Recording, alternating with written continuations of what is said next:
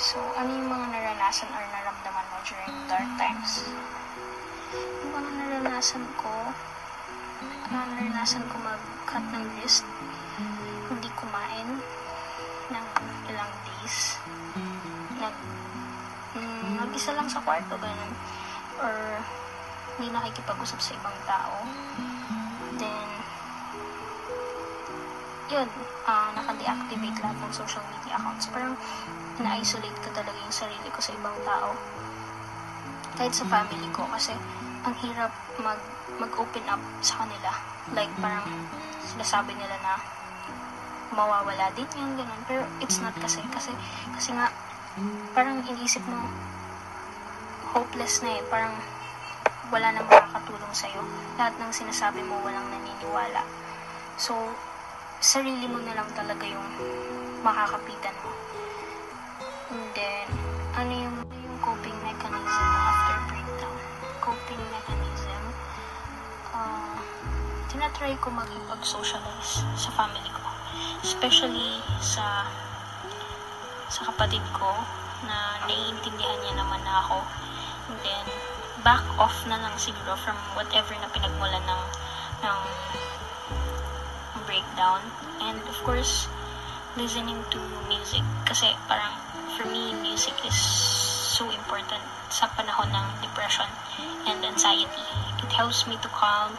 It helps me to function again sa ideals, ganun. Pero yun nga lang, parang yun na yung mas nagiging friend mo, hindi na yung tao. Diba? So, parang dun ka na magre-rely. Parang yung music is yun na yung kinakausap mo.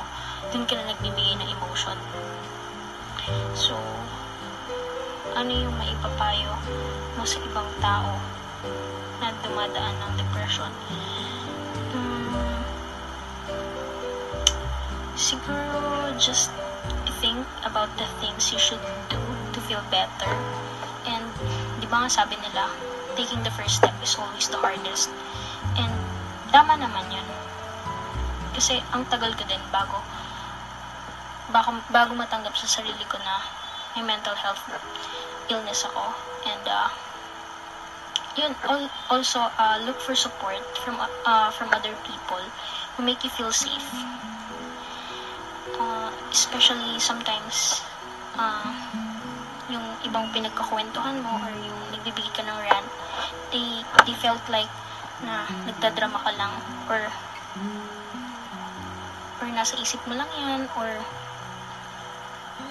iwasan mo na, ganun. Ang hirap kasi iwasan kasi yun nga, parang nasanay ka na, na-adapt mo na yung ganung pag-iisip, ganun. So, paano mo ito hinaharap? Today, siguro, yun, nakikinig ako sa music and may routine na ako. At tinatry ko na 100% ko na ma-perfect yung routine na ginagawa ko. Like, for functional, ganun, exercise and lifestyle. Yun. Important kasi is face your fears talaga. Never ko nasabi yung face your fears before. Kasi, hindi ko talaga siya matry. Since takot ako, scared ako na lumabas. Yun nga, lumabas sa sarili mong kahon. Pero ngayon, gusto ko na siya sabihin. Face your fears.